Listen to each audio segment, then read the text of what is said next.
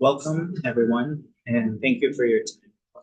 In compliance with the requirement of the course, we, the students of New Year University College of Law, will be reporting, and the purpose of this presentation is to have a short discussion on the impacts of gender stereotypes in young girls.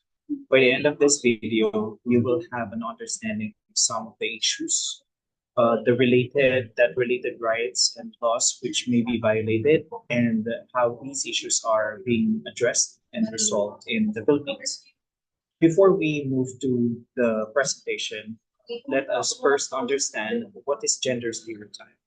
The United Nations define gender stereotype as a generalized or preconception about attributes or characteristics or the role that are or ought to be possessed by or performed.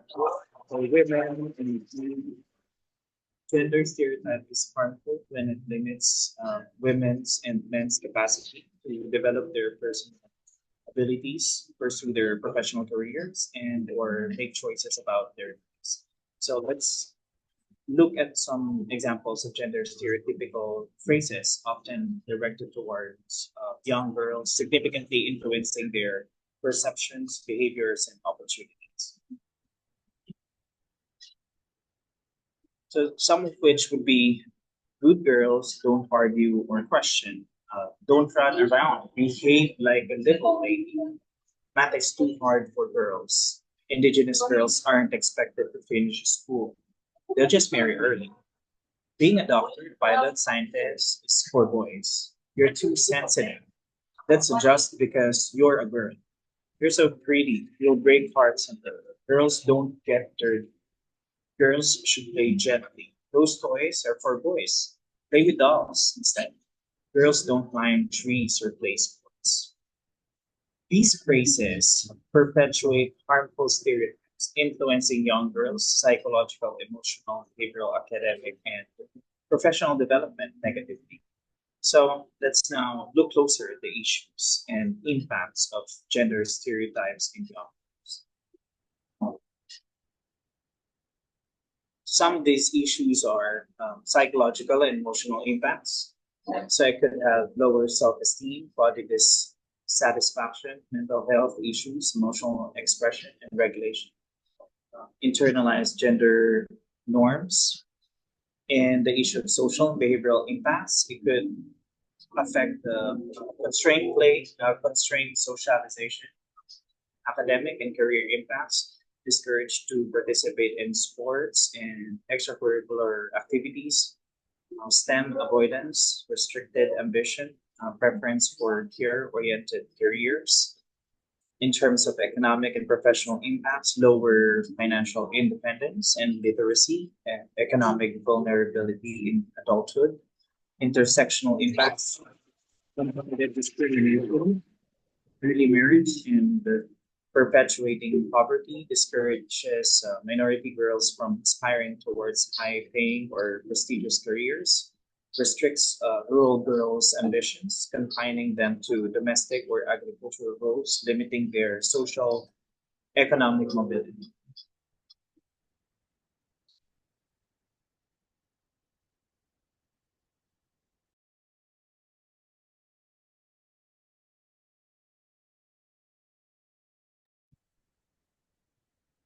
Thank you. So, which school of thought on feminism best explains the issue?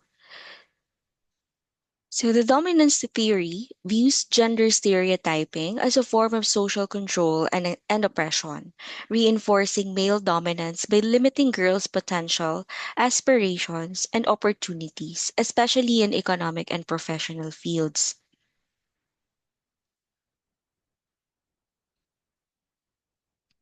What rights are violated? In international law, these rights are the right to non discrimination, protection from harm, education for full potential, equal opportunities in education, eliminate gender stereotypes, the right to participation, the right to freedom of expression, right to protection of minority or indigenous rights, and also the rights of girls with disabilities. These rights are found or provided under the CRC, the CEDAW, and the CRPD. Um, while in the domestic sphere or in our domestic law, the rights violated are the following: the right to equal treatment, protection from gender-based violence and discrimination, the right to protection from gender-based harassment, the right to protection from bullying and harassment, equal education opportunities, non-discrimination, protection from gender stereotyping, and also the right to freedom from gender-based harassment in social interactions, and intersectional protection against discrimination. These are found in some of the laws, m- such as Magna Carta, the Safe Spaces Act, Anti-Bullying Act, the IPRA law, the Magna Carta for Persons with Disabilities, Anti-Violence and Against Women and Children Act. Of course, it also includes the Constitution of the Philippines.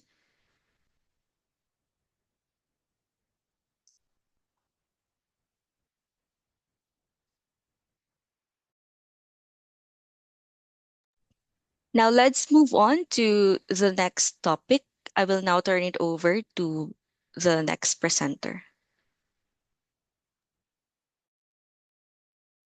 Thank you po. So, how issues are resolved or how these issues addressed or resolved in the Philippines? So, we have the national laws. So, implementation of comprehensive national laws ensuring strong legal protection against gender-based discrimination and violence. Example of this is Magna Carta of Women, RA 9710, Safe Spaces Act or RA 11313, and Anti-Bullying Act RA 10627, and the Anti-Violence Against Women and Children Act or RA 9262. Then this institutional program and policies. First, we have implementation of gender responsive and inclusive curricula. An example in Department of Education, the gender responsive basic education policy, nationwide mandated programs, budgets, and initiative promoting gender equality across government institutions, gender and development programs or GAD, vocational training and skills development to economical empower girls. An example, TESDA. So we have also the advocacy, monitoring, and enforcement. So the Philippine Commission on Women, then the Commission on Human Rights, and lastly, the local government units. So we have also the community and cultural intervention.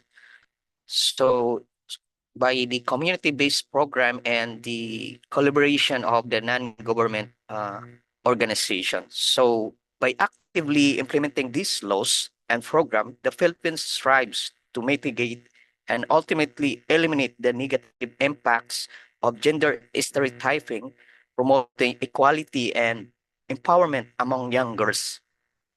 So that should be all for now. We hope you learned something and thank you for watching.